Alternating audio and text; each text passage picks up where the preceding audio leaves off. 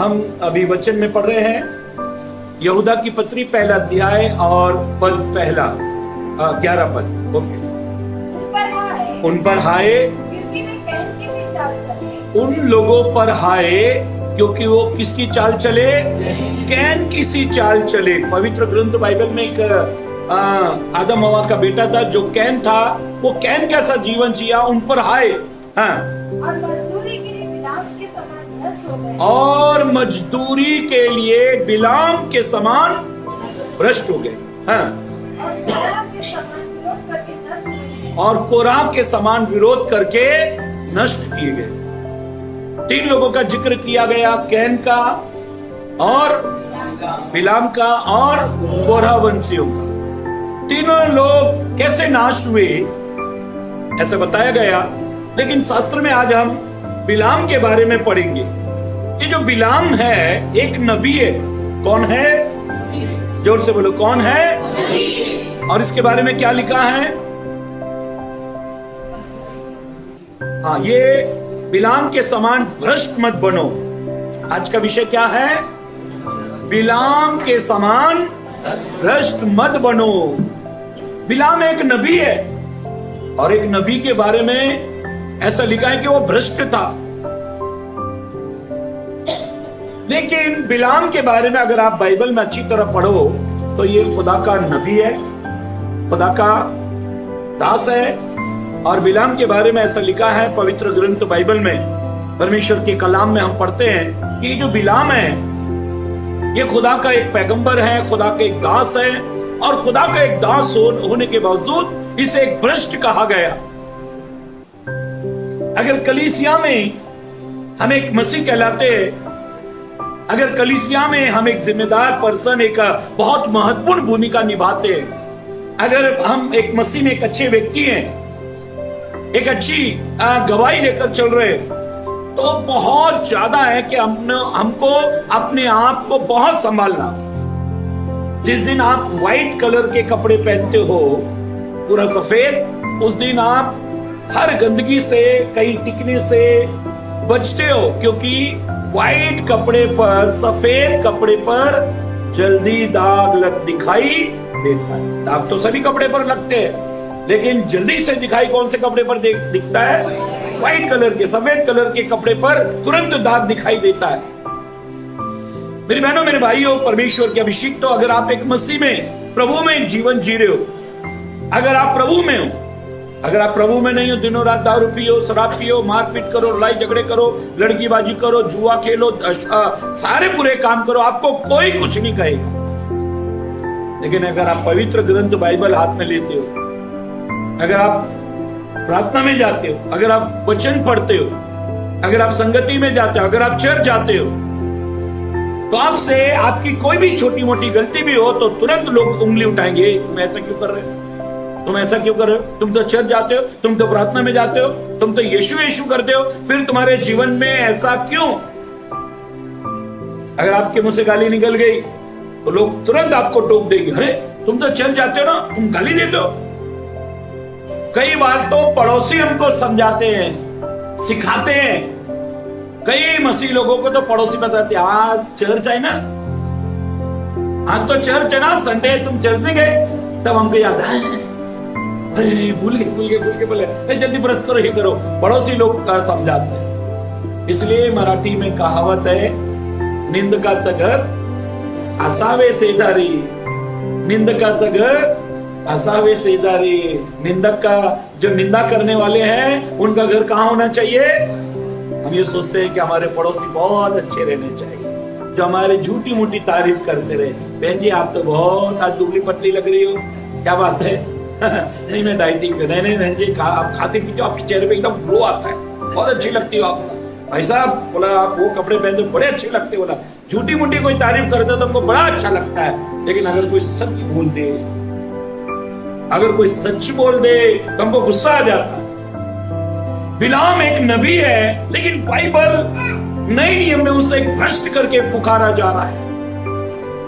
अगर आप प्रभु में एक अच्छी गवाही लेकर चल रहे हो, बाद में आपकी गवाही खराब हो गई, तो फिर ये सारा मसीह जीवन जो है वो सब बेकार हो जाता। अब ये बिलाम भ्रष्ट कैसे हो गया? बाइबल ये कहती है, परमेश्वर का कलाम ये कहता है, मोआब का राजा था बालाक राजा। क्या नाम था उसका? बालाक राजा। ये जो बालाक था, बालक जो था ये मोआब का राजा था, और उसको मालूम पड़ा कि इस्राएलियों ने जो जो देश उनके सामने आए उनका क्या हर्ष किया। इसलिए बाइबल ये कहती है कि उसने सोचा कि अगर इस्राएली लोग हमारे देश में आसपास में बढ़ने लगे तो हम इनके सामने नष्ट हो जाएंगे। इसलिए उसने एक व्यक्ति को बुलाया जिसका नाम है बिलाम। वो उसकी एक क्वालिटी थी, बिलाम के अंदर एक क्वालिटी थी। क्या क्वालिटी थी, कोई बता सकता है?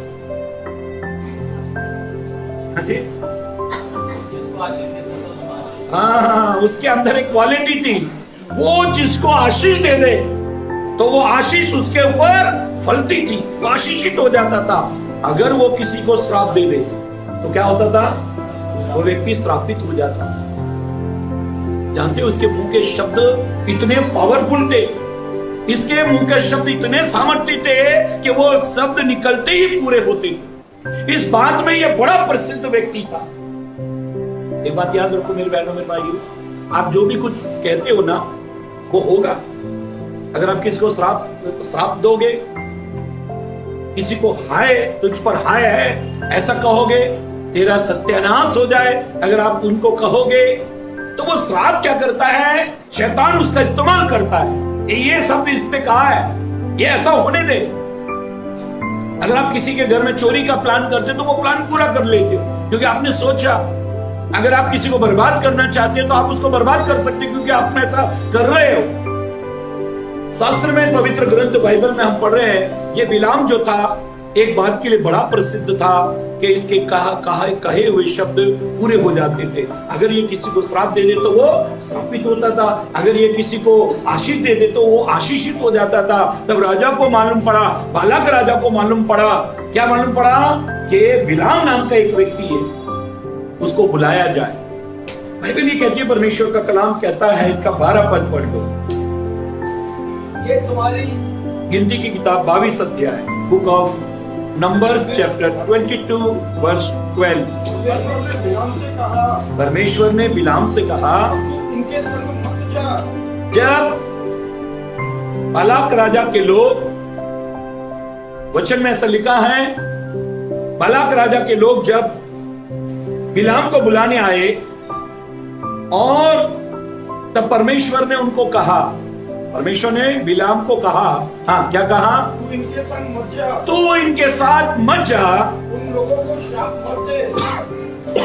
वचन में ऐसा लिखा है कि परमेश्वर ने कहा तू इनके साथ मत जा, और ना ही उन लोगों को श्राप मत दे, और ना ही इसराइलियों को श्राप दे, क्योंकि वे आशीष के भागी हो चुके हैं। क्योंकि इसराइली किसके भागीदार हो गए? आशीष के भागीदार। अभी एक बात मैं आपको बताना चाहता हूँ, जितने लोग प्रभु में विश्वास करते हैं, बपतिस्मा ले लिया, पवित्र जीवन जीते हैं, वो किसके भागीदार हो गए? आशीष के भागीदार हो गए। उनके ऊपर आशीष फलती है। अब आपको आशीष मांगने की जरूरत नहीं पड़ती, आशीष के लिए भागदौड़ करने की जरूरत नहीं पड़ती, क्योंकि आप आशीष के लिए चुन लिए गए लोग। आप एक बलवंत जीवन जियोगे। एक पेड़ को जैसे, एक बीज को जैसे ही जमीन में डाल दिया जाता है, उसी पेड़ में अंकुर, पत्ते, टहनियां, डालियां और फल, ये सब कुछ उसके अंदर ही होता है। जैसे उस बीज को, उस सीड को जमीन में डाल दिया जाता है, उसके बाद में उसमें सब कुछ होता है। आप याद रखो, जैसे आप बपतिस्मा लेते हो, जैसे आप प्रभु को परमेश्वर की आज्ञा के अनुसार जीवन जीते हो, जैसे आज्ञाओं को मानते हो, वैसे ही आपके अंदर वो आशीषें फलने लगती है। और शास्त्र में हम पढ़ रहे हैं, पवित्र कलाम में, पवित्र वचन में हम पढ़ रहे हैं कि बिलाम को खुदा ने कहा कि तू इसराइलियों को श्राप देने के लिए मत जा, क्योंकि वे आशीष के लिए भागीदार हो चुके, वो चुन लिए गए। मुझे और आपको प्रभु ने आशीष के लिए चुन लिया गया। जैसे हम प्रभु को स्वीकार करते हैं, जो कोई यीशु को प्रभु कहता है और मन से विश्वास करता है कि मेरे पापों के लिए वो क्रूस पर चढ़ाया गया, वो मारा गया, वो गाड़ा गया और तीसरे दिन जी उठा, मेरा प्रभु जिंदा प्रभु है। अब जीवित परमेश्वर हमको आशीषित जीवन देता है। सबसे पहली बात वचन में हम पढ़ते हैं कि बिलाम को खुदा ने कहा कि तू इसराइलियों को श्राप देने के लिए मत जा। जानते हो इसराइली कौन है? जो शुद्ध मन वाले हैं, जो शुद्ध विवेक वाले हैं, वो इसराइली है। हम सब प्रभु के संतान, प्रभु के बच्चे हैं। अब प्रभु के बच्चों को, परमेश्वर के लोगों को शुद्ध विवेक रखना चाहिए। हम आशीष के लिए चुन लिए गए लोग हैं। अब हमारा जीवन प्रभु में एक आशीषित जीवन होना चाहिए। पहली बात कि खुदा ने कहा कि बिलाम को मत जाना। अगर प्रभु हमको कहीं जाने के लिए मना करता है तो क्या करना चाहिए? रुक जाना चाहिए, हम ठहर जाना चाहिए, क्योंकि प्रभु जाने के लिए मना कर रहा है कि वहां नहीं जाना, हमको वहां जाने से रुकना चाहिए। मेरे बहनों, मेरे भाइयों, कई ऐसे स्थान होते हैं जहां जाने से हमारा आत्मिक जीवन पर संसार का प्रभाव आ सकता है। बाइबल बार बार समझाती है कि असमान जुए में ना जुटो, असमान जुए में ना जुटो। धर्मी का और अधर्मी का क्या मेल जोल, अंधकार का और ज्योति का क्या मेल जोल, परमेश्वर का और बलियाल का मतलब शैतान का क्या मेल जोल है। हम परमेश्वर के लोग संसार के लोगों के साथ में व्यवहार जरूर करते हैं, रहते जरूर हैं, लेकिन एक सीमित दायरा बनाकर रहते हैं। जैसे कोरोना से सामने वाले से हम कितने फीट दूर रहना चाहिए? 6 फुट है ना, सरकार के आदेशों में 6 फुट दूर रहना चाहिए। 6 फुट की दूरी बनाओ। अमिताभ बच्चन बार बार बोलते हैं, जब तक दवाई नहीं तब तक ढिलाई नहीं, ढिलाई मत करो, दूर रहो, दूर रहो, दूर रहो। जैसे आप शरीर से लोगों से साथ दूर रहना चाहते, वैसे पवित्रता के लिए, स्वर्ग पाने के लिए भी तो थोड़ा दूरी बनाना चाहिए। वचन में, बाइबल में हम पढ़ रहे हैं, परमेश्वर के कलाम में इसी का 17 पद पढ़ लो। मैं निश्चय तेरी बड़ी प्रतिष्ठा करूंगा। अब बाइबल ये कहती है कि जब बिलाम ने जाने से मना कर दिया, क्योंकि खुदा ने कहा उसको और खुदा का वचन उसने माना, और बाइबल ये कहती है, खुदा का कलाम कहता है कि जब उसने जाने से मना किया, तब बिलाम ने उसको भ्रष्टाचार करने के लिए उकसाया, उसको रिश्वत ज्यादा देने के लिए, उसको पैसा ज्यादा मिलेगा, उसकी प्रतिष्ठा और उसका सम्मान होगा, ऐसा करके उसको उकसाया। हाँ, पहले इसको पूरा पढ़ लो, फिर मैं समझाता हूँ। मैं निश्चय तेरी बड़ी प्रतिष्ठा करूंगा। हाँ, और जो कुछ तू मुझसे कहे, हाँ, ये मैं करूंगा। ऐसा लिखा है कि मैं तेरी बड़ी प्रतिष्ठा करूंगा।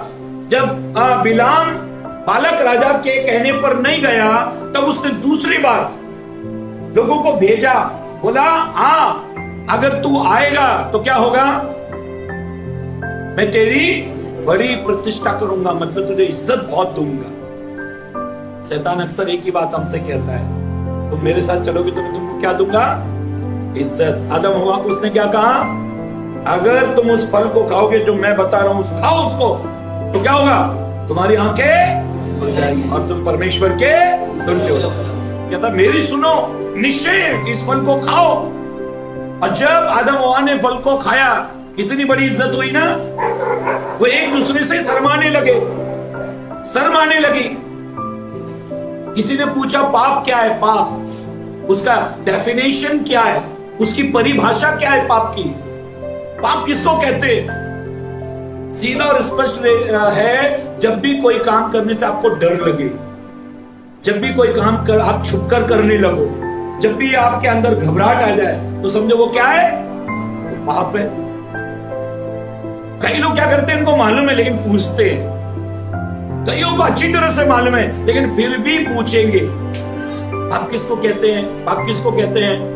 पाप का डेफिनेशन यही है, पाप की परिभाषा ये है कि पाप करते समय इंसान क्या करता है? डरता है। फिर या तो छुपके करेगा। आदम ने जब फल खा लिया तो परमेश्वर ने आवाज लगाई, आदम, हे आदम, तू कहां है? तब आदम क्या हो गया? झाड़ियों में छुपने लगा। कई बच्चे पापा का इंतजार करते हैं, पापा आएंगे, पापा आएंगे, पापा आएंगे। अब जैसे हॉर्न बजाते हैं पापा गाड़ी का, वो बच्चा भाग के दरवाजा खोल के भागता है, गले लिपट जाता है। वो गाड़ी, स्कूटर, एक्टिवा, मोटरसाइकिल खड़ा भी नहीं करने देता, लिपट जाता है पैर से, इधर उधर ऐसा करेगा। वो प्यार दे जाता है कि मैं तुम्हारा इंतजार कर रहा था। लेकिन कभी कभी हॉर्न की आवाज आती है और बच्चा छुपने लगता है, पलंग के नीचे, इधर उधर बाथरूम में छुपने लगता है। क्यों? कारण क्या है? उस दिन उसने कुछ गलत किया, अब वो छुपने लगता है। ये कोरोना की वजह से कई बच्चों ने तो अपने मम्मी से पूछा, मम्मा ये जो बड़ी बड़ी मूंछ वाला आदमी कौन है? अरे बेटा ये तुम्हारा पापा है, देखा नहीं था कभी। छुट्टी कहाँ मिलती है इनको? अब ये कोरोना की वजह से छुट्टी मिली है, तब उनको समझ में आया ये हमारा बाप है। नहीं तो हर दिन नौकरी है, पैसा कमाना है, बिजनेस करना है। अब कोरोना की वजह से कहीं जा नहीं सकते तो घर में रहे। शास्त्र में ऐसा लिखा है, उसको पूरा पढ़ दो। क्योंकि मैं निश्चय तेरी बड़ी प्रतिष्ठा करूंगा, और जो कुछ भी तुम मुझसे कहेगा, हाँ, राजा कहता है जो भी कुछ तुम मांगेगा तो कहेगा मैं वो करूंगा। इसलिए आ और उन लोगों को मेरे निमित्त श्राप दे। हाँ, उन लोगों को मेरे निमित्त श्राप दे। अभी उसकी मनोकामना पूरी होने के लिए जो कुछ तुम मांगेगा मैं वो पूरा कर दूंगा, मैं तुझे दूंगा। जब ये कहा गया, शैतान ने यीशु के पास आकर यीशु को सृष्टि का सारा वैभव दिखाया, सब कुछ सृष्टि का सब कुछ दिखाया, और दिखाने के बाद क्या कहा?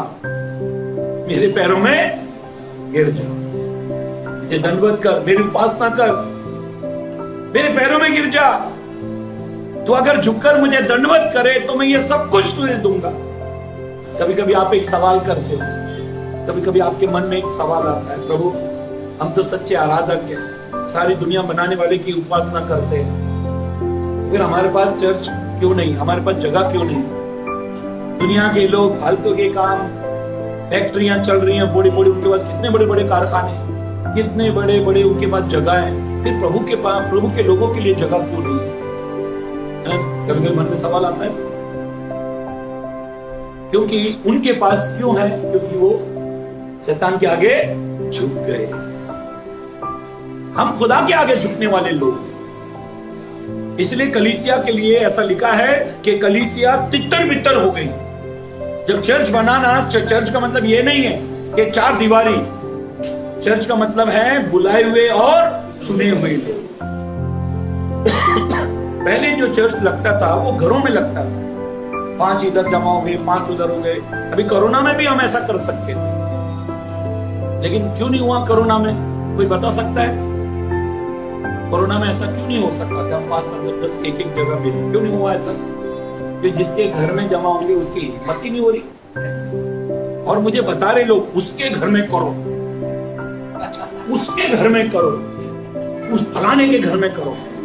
अच्छा, मैंने जब एक रिक्शे पे यहाँ उल्लासनगर में एक ऑटो रिक्शा घूमता है, उस पर लिखा है भगवान सबका भला करे, शुरुआत मुझसे करे। तो शुरुआत किससे होनी चाहिए? सब बोल रहे हैं मुझे, हाँ उसके घर में करो, उसके घर में करो। कोई ये नहीं कह रहा मेरे घर में, मेरे कोई नहीं कह रहा, उसके करो।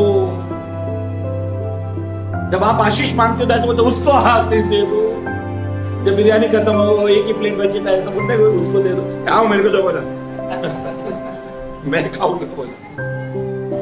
इसलिए जब बिरयानी का जब डब्बे में वो टोप में जब टन से आवाज आती है तो लोग खबरदार हो रहा हो, टन के आवाज, भले वो ऊपर मारा हो, एकदम खबरदार चला। टन आवाज आई, इसको लेके खत्म हो गई लगता, लोग भागते, सेव का युगारा नीचे ही भागने लगते। अरे चलो भाई भागो बोला। बाइबल ये कहती है, परमेश्वर का कलाम कहता है, अधिक प्रतिष्ठा और मनोकामना पूरी की जाएगी। ऐसा लालच किसको दिया गया? बिलाम को दिया गया, बालक राजा की तरफ से। कई बार शैतान हमको उकसाता है, कई बार वो हमको मैं तेरी मनोकामना पूरी कर दूंगा, तुझे ये दे दूंगा, वो दे दूंगा। मैंने अखबार में पढ़ा एक माता पिता ने, उनको बच्चे नहीं होते थे, किसी बाबा ने उनको कहा कि बच्चा होगा, लेकिन तुझे 7 बच्चों की बलि देनी पड़ेगी, और उन्होंने 2-3 की देवी। खुद को बच्चा होने के लिए उन्होंने दूसरों के बच्चों को मारा। इंसान संसार में खुद को कुछ मिले उसमें इतना लीन हो जाता है, इतना मग्न हो जाता है, इतना बुरा हो जाता है कि वो देखता नहीं है।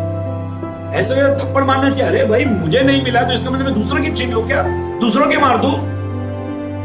और ऐसा कौन सा खुदा है जो ये कहता है कि तुझे चाहिए तो 7 के मार दे तब तुझे 1 मिलेगा? तो गलत है। कभी कभी शैतान हमारे सामने ऐसा कहता है कि ऐसा कर, तेरी मनोकामना पूरी होगी। बिलाम को कहा तू उनको श्राप देगा ना तो तुझे आशीष मिलेगी। ऐसा होता है। तुम किसी को दूसरे को धक्का देकर, किसी दूसरे को खड्डे में गिराकर, किसी दूसरे को मारकर, दूसरे को बर्बाद कर कर क्या आप आशीषित हो सकते हो? तो कभी नहीं हो सकते। आप बिलाम को बालक राजा ये कह रहा है कि अगर तुम उनको श्राप देगा ना तो मैं तेरी प्रतिष्ठा करूंगा। ऐसी प्रतिष्ठा कोई काम की है? याद रखो, कभी भी वही पैसा लेना जिसमें किसी का नुकसान ना हो, कोई आंसू ना रो रहा हो, कोई बर्बाद ना हो रहा हो, कोई कर्ज में ना जा रहा हो, किसी को लोन निकालना ना पड़ रहा हो। कई लोग बोलते भाई मेरा दे दे, तो 1000 लोगों से लोन ले ले, मेरा पैसा तू मुझे दे दे। बाइबल कहती है, परमेश्वर का कलाम कहता है, अब इसका 23 से पढ़ो।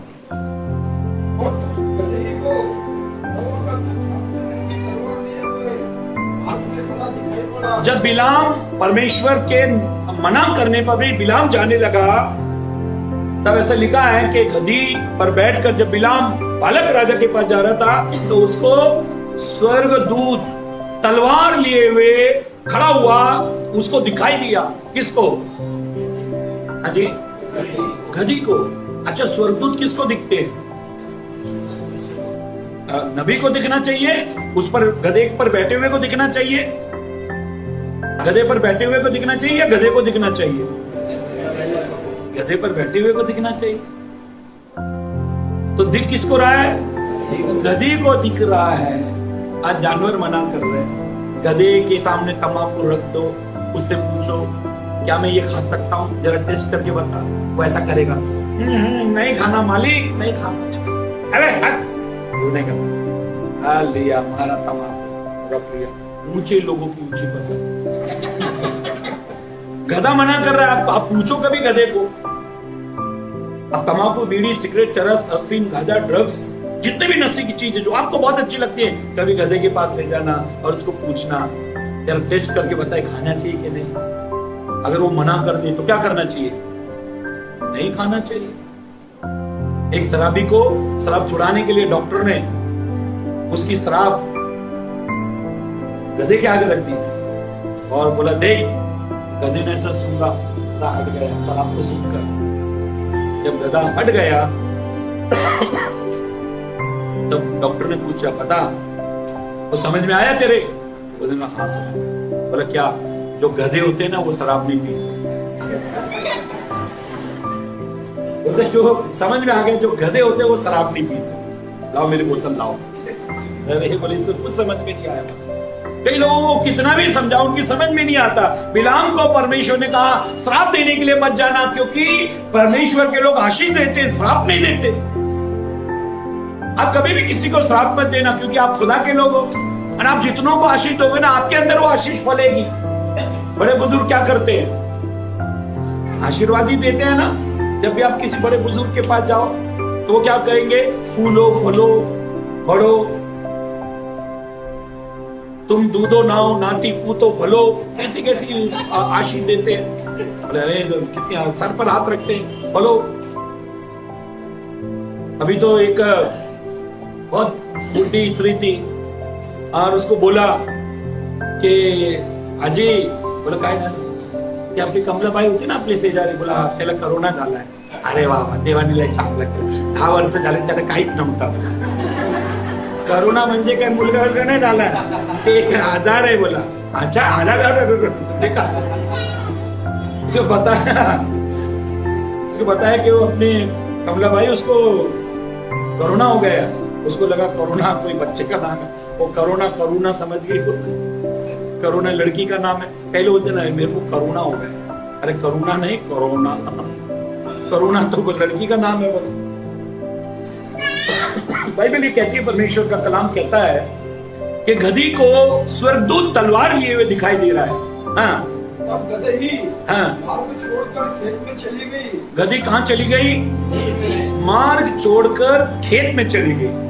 अगर आपका रास्ता बदल रहा है, आप रास्ते पर चलने चाह रहे हो, आप दौड़ना चाह रहे हो, आपका रास्ता बदल हो रहा है, आप वहां पहुंच नहीं पा रहे हो जहां आप पहुंचना चाहते हो, तो इसका मतलब यह है कि खुदा आपको रोक रहा है। कई लोग बोलते हैं ना, पास्टर साहब आपने तो दुआ की थी, मेरी ट्रेन क्यों छूट गई? इसका मतलब खुदा ने आपको रोका। अरे मेरे को बहुत जरूरी था, प्रभु ने ऐसा नहीं करना चाहिए, मेरी ट्रेन क्यों रुक गई? कई रास्ते चेंज करने के लिए, बदलने के लिए प्रभु ऐसा कुछ करता है। अभी इसको जाना था बालक राजा के पास, और गधी इसको कहां ले गई? हाँ, जोर से कहां ले गई? इसको खेत में ले गई। ये बोला खेत में फिरता है, अरे सैर सपाटे के लिए आए, इसने गधी को मारा लगा के। सैर सपाटे के लिए, घूमने के लिए आए, मैं बालक राजा के पास जा रहा हूं, वहां मेरा आज सम्मान होने वाला है, आज फूलों की हार मेरे गले में डलने वाली है। उसको गुस्सा आया, मेरा सम्मान एक तो पहली बार हो रहा है।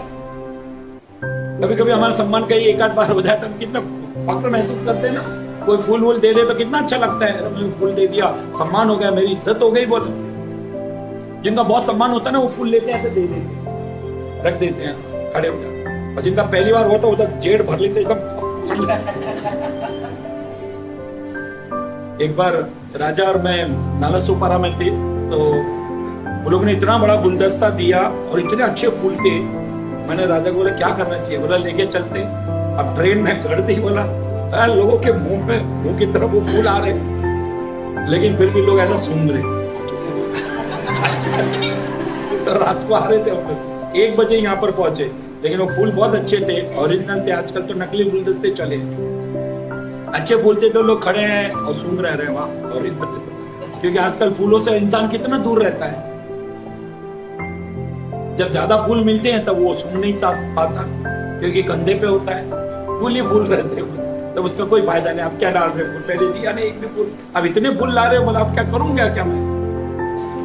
बाइबल ये कहती है आगे पढ़ो, खेत में चला गया, इसका मतलब रास्ता बदल गया। प्रभु आपका रास्ता बदलता है तो इसका मतलब प्रभु आपको रोक रहा है। हाँ, तब बिलाम ने गदही को मारा, गधी को मारा, कि वो मार्ग पर फिर वापस आनी चाहिए। हाँ, यहोवा का दूत तब परमेश्वर का दूत दाख की बारियों के बीच की गली में, दाख की बारियों के बीच की गली में, जिसके दोनों ओर बारी की दीवार थी, दोनों साइड में दीवार है, खड़ा हुआ। यहोवा के दूत को देखकर अब गधी ने फिर से यहोवा के दूत को देखा। गदही दीवार से ऐसी सट गई, गधी दीवार से, दोनों साइड दीवार है, दीवार में ऐसा करके वो चिपक गई। हाँ, कि बिलाम का पांव दीवार से दब गया। हाँ, बिलाम के पैर में चोट लग गई। खुदा आपको रोकने के लिए, गलत रास्ते पे रोकने के लिए प्रभु बहुत उपाय करता है। अगर आप जिस रास्ते पे चल रहे हो वहां पहुंच नहीं पा रहे हो, तो इसका मतलब प्रभु रोक रहा है। लेकिन हम क्या करते हैं? वेटिंग निकाले, वेटिंग में जाऊंगा, लेकिन जाऊंगा जरूर। अरे कंफर्म नहीं हुआ रिजर्वेशन, इसका प्रभु मना करना है, वेटिंग निकालूंगा। गए वहां देखा तो गांव में बैग ही चोरी हो गया, कर्जा लिया 20,000 किसी से, मतलब बहुत नुकसान हो गया। अरे तो सीधा तुमको समझ में नहीं आ रहा, वेटिंग खुदा ने कंफर्म नहीं होने दी, इसका मतलब प्रभु जाने नहीं दे रहा है तुमको। बोला नुकसान होता है। अब क्या हुआ? पहले बार जब उसने रास्ता बदली किया तब भी ये नहीं माना, फिर ये आगे उसको लेकर गया, तो गधी ने क्या किया? दीवार से इसको चटका दिया, इसके पैर में चोट लग गई। जब आपका कोई शरीर में नुकसान हो ना, आप बीमार हो जाओ, आपको कोई बीमारी आ जाए, इसका मतलब वो रास्ता बदली करना चाहिए। नहीं, गलत रास्ते पे जा रहा हूं। परमेश्वर के 3 चिन्ह आपको कहीं जाने से रोकने। पहली बात, आपके रास्ते पैक होंगे, आप पहुंच ही नहीं पा रहे हो, लेकिन क्या करते हैं हम? वाहन चेंज करते हैं, कुछ ना कुछ चेंज करते, कुछ ना कुछ चेंज करते। एक आदमी ट्रेन से जा रहा था, तो अनाउंसमेंट हुआ कि ट्रेन में बम है, खाली कर दो ट्रेन। ये बोला अरे यार मैं जाना जरूरी है, तो दौड़ के गया, बस में चढ़ गया। नहीं, ट्रेन में जब जा रहा था तो आवाज आई मत जा इस ट्रेन से, तो ये उतर गया।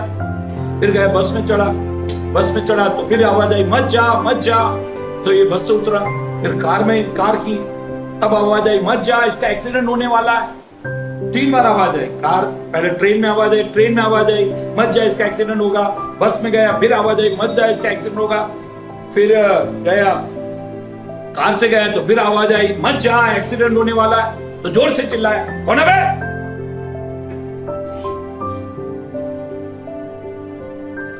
ट्रेन से जाता हूं तो बोलते हैं एक्सीडेंट होगा, बस से जाता हूं तो एक्सीडेंट होगा, कार से जाता हूं तो बोलते हैं एक्सीडेंट होगा। तो ऊपर से आवाज आई मैं तेरा भला चाहता हूं। बोला तब कहां गए थे जब मेरी शादी हो रही? तब एक भी आवाज नहीं आई। बोला एक भी आवाज आया तो घोड़े से उतर जाता। जब मैं घोड़े पे चढ़ा तब क्यों नहीं आवाज आई कि उतर जा। एक भी बार आवाज आई तो मैं उतर जाता हूं। कई बार प्रभु हमको कई रास्ते से बदली करना चाहता है।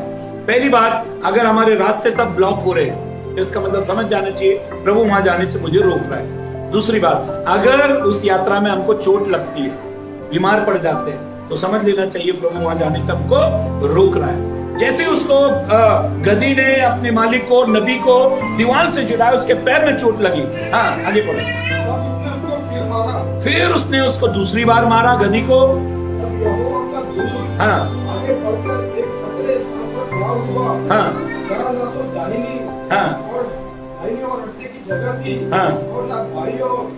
वहाँ यहोवा के दूत को देखकर भले ही बिलाम को लिए बैठ गई। फिर तो बिलाम का कोप भड़क उठा। अब गधी ने तीसरी बार क्या किया? वो नीचे ही बैठ। जब बिल्कुल आपका बिजनेस ठप हो जाए, सब कुछ आपका ठप हो जाए, अब बोलते हैं ना मेरा तो बिजनेस ही बैठ गया। जब सब कुछ ठप हो जाए ना तो समझ लेना कि प्रभु रोक रहा है। कहीं से कोई रास्ता नजर नहीं आ रहा तो समझ लेना प्रभु रोक रहा है। अब गधी ने क्या किया? पहले वो खेत में भागी, फिर उसने दीवार से चिटक गई, फिर उसने क्या किया? एक जगह उसको लेकर ही बैठ गई। जब उसको लेकर बैठ गई तब बिलाम को बड़ा गुस्सा आया। हाँ, और उसने गधी को लाठी से मारा। अब यहोवा ने गधी का मुंह खोल दिया। तब परमेश्वर ने उस गधी के मुंह को खोला ताकि ये दूसरे गधे से बात कर। समझ में नहीं आ रहा इसके कितना खुदा रोक रहा है।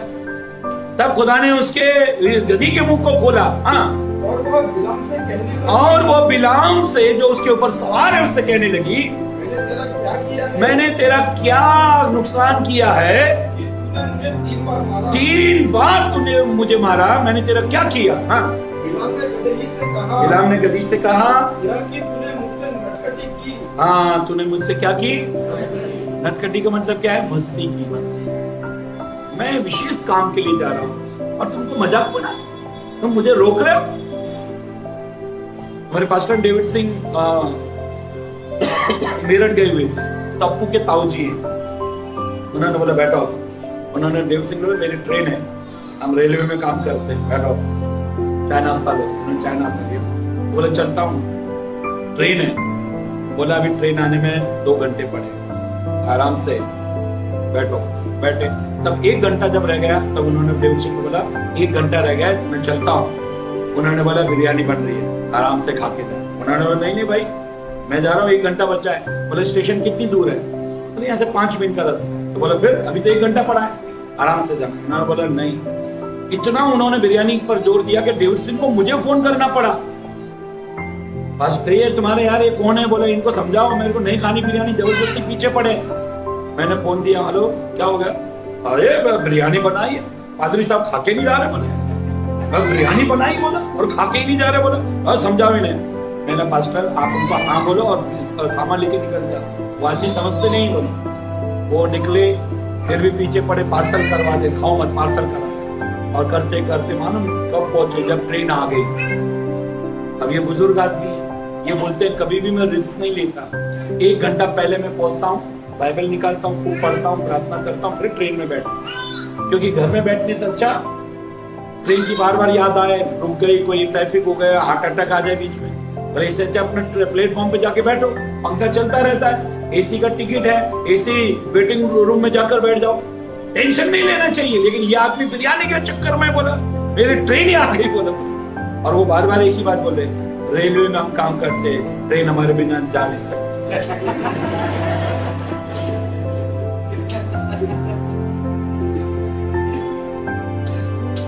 ये सच है कि बिलाम को गधी ने 3 बार रोका। अगर आपके जीवन में बहुत रुकावटें आ रही है तो किसी काम को प्रभु रोक रहा है। आपके काम को अगर प्रभु होने नहीं दे रहा है, आपका मकान नहीं बनने दे रहा है, आपको नौकरी लगने नहीं दे रहा है, आपकी शादी होने नहीं दे रहा है, आपने 2-3 बार प्रयत्न कर लिया कि मैं शादी करूंगा, इससे करूंगा, और कई बार रुकावट आ रही, तो प्रभु आपको रोक रहा है, नहीं बेटा मत कर, नहीं बेटी। फिर हम प्रभु मेरा जीवन बर्बाद क्यों गया? प्रभु कहते मैंने कितनी बार रोका, अब मैं खुद आके थोड़ी रोकूंगा, ऐसे तो हर घर में जाके मुझे रोकना पड़ेगा। लेकिन कई चिन्ह ऐसे होते हैं जो प्रभु समझाता है, नहीं बेटी ऐसा मत करना, नहीं बेटी ऐसा मत करना। लेकिन हाय रे, वो मराठी पिक्चर आए थे, हाच नवरा पाहिजे, अभी वही चाहिए तो कर बोला, मर बोला, अब मैं क्या करूं बोला। परमेश्वर कई कामों को रोकना चाहता है, कई हालातों को परमेश्वर ऐसे हमारे जीवन में हालात, सिचुएशन पैदा कर देता है ताकि हम उस स्थान पे ना जाए। लेकिन बिलाम ऐसा लिखा है कि वहां जाने की कोशिश कर रहा है, और बाइबल ये कहती है, परमेश्वर का कलाम कहता है, पढ़े दूसरा इतिहास 25 अध्याय 2 पद, दूसरा इतिहास 25 अध्याय 2 पद। उसने वो किया जो यहोवा की दृष्टि में ठीक है। अभी ध्यान से सुनो, उसने वो किया जो परमेश्वर की नजर में ठीक है। तो ऐसा आदमी अच्छा है? बोलो, ऐसा आदमी अच्छा है ना, जो परमेश्वर की नजर में ठीक है। अगर वो ही करता है तो हम उस व्यक्ति को क्या कहेंगे? अरे ये तो हमेशा प्रार्थना में आता है, अरे ये तो हमेशा बाइबल पढ़ता है, अरे ये तो प्रार्थना का जैसे हम विषय देते वैसे प्रार्थना करता है, अरे ये तो गीत भी बढ़िया बढ़िया लेता है, पास्टर नहीं रहते तो प्रचार भी बड़ा अच्छा करता है, ये तो बहुत अच्छा आदमी है। उसने वो किया जो परमेश्वर की नजर में ठीक है, उसने वो सब किया। हाँ, अरे क्या लिखा है? हाँ, दिल से नहीं किया। पत्नी जब नाराज रहती है तब भी कपड़े धोती है, तब भी घर की सफाई करती है, तब भी चाय नाश्ता खाना पीना सब कर देती है। लेकिन खाने की थाली ऐसा पटक कर दे, लो खाओ, ठूसो, भरो पेट, ऐसे पटक के दिया तो समझ जाना चाहिए आज खरे मन से नहीं दिया, आज दिल से नहीं दिया, पटक के दिया। पानी ऐसा उछला कि आधा तो गिलास में से बाहर गिर गया, लो पियो, तुम्हारी प्यास नहीं बुझेगी। इसका मतलब है उस दिन भी काम किया, लेकिन कैसे नहीं किया? मन से नहीं किया। हम व्यवस्था को पूरी रीति से सब ठीक ठाक करते, लेकिन दिल से नहीं। बाइबल कहती है ये होठों से तो आदर करते, लेकिन दिल से नहीं करते। बच्चा जब स्कूल जा रहा है, एक लड़का स्कूल जा रहा है, बैग वैग लेके टाई वाई पहन के जा रहा है, तो पड़ोसी ने पूछा, बेटा स्कूल जा रहा है? बोला खाक में जा रहा हूँ, ये माँ बाप भेज रहे, मैं थोड़ी जा रहा हूँ। उसका बिल्कुल मन नहीं है, वो कहता है माँ बाप भेज रहे, मैं नहीं जा रहा, ये लोग भेजते हैं, मेरा थोड़ी मन है। एक बार मैं मेरे दोस्त हम लोग सब जा रहे थे, मन ही नहीं कर रहा है स्कूल जाने का, बीच में जा रहे, इतने में आधे रास्ते में देखा स्कूल के बच्चे वापस आ रहे। देखो पूछो उनको कुछ क्या हो गया? अरे वो घंटी बजाता था ना वो अपना बुड्ढा, हाँ रामचंद्र, वहां क्या हो गया? वो मर गया। इतनी खुशी हुई, चला गया, बुड्ढा मर गया, चलो खेलेंगे बोला। तब क्या हुआ, स्कूल के ग्राउंड में शाम तक खेलते रहे, स्कूल के टाइम पे बराबर आए, माँ बाप ने पूछा क्या हो गया? वो बुड्ढा मर गया था। फिर इतनी लेट बोला, फिर हम खेल रहे थे, 2 थप्पड़ पड़े, लेकिन खेल का मजा अच्छा था। दूसरे दिन वापस तैयार हुए, जा रहे हैं वही दोस्त लोग, तो हम 3 लोग थे, तीनों एक दूसरे को देख रहे। बोले क्या? बोले जो मैं सोच रहा हूँ वो भी तुम लोग सोच रहे हो। बोले क्या? बोले वो जो कल बुड्ढा मारा। बोला हाँ, वो भी तो शिवपाल भी तो बुड्ढा है। तो दोनों हम भी यही सोच रहे हैं यार, वो शिवपाल नाम का वो भी तो बुड्ढा, वो भी तो बुड्ढा है। बोला आज वो मरना चाहिए। मतलब हम हमारे गेम खेल कूद उसमें इतने दीवाने थे कि ऐसा सोचते थे कोई ना कोई मरना ही चाहिए। कहीं कोई नेता मर जाता था तो स्कूल की छुट्टी ऐसा बोलती थी, इतनी दिल को खुशी होती थी। कितना अच्छा लगता था। वो मर गए उसका गम नहीं, लेकिन स्कूल की छुट्टी आ गई उसका बहुत खुशी होती है। ऐसा लिखा है कि दिल से काम नहीं हुआ, परमेश्वर मना कर रहा है, मत कर, ऐसा कर। अभी ये भ्रष्ट क्यों हुआ? क्योंकि व्यवस्था के अनुसार ये सब कुछ अच्छा कर रहा है, लेकिन दिल से नहीं कर रहा।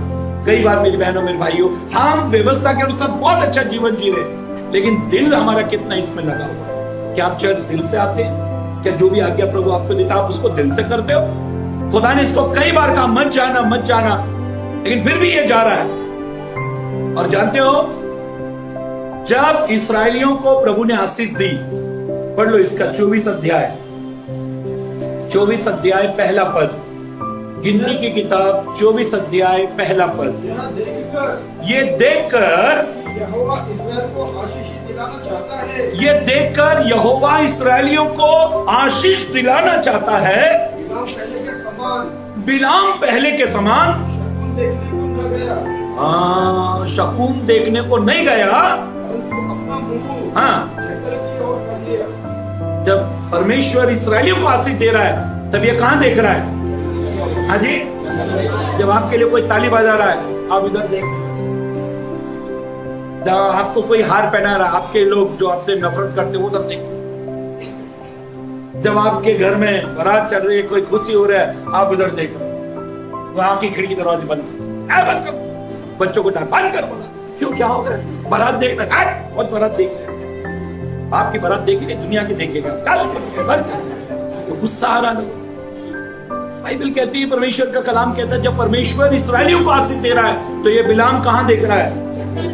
जंगल की ओर देख रहा है। इसको अच्छा नहीं लग रहा कि इस्राएलियों को आशीष मिल रही है, लेकिन खुदा ने क्या बाद में कहा था कि मैं आशीष दूंगा? वो पहले ही बता दिया था, ये आशीषित लोग हैं।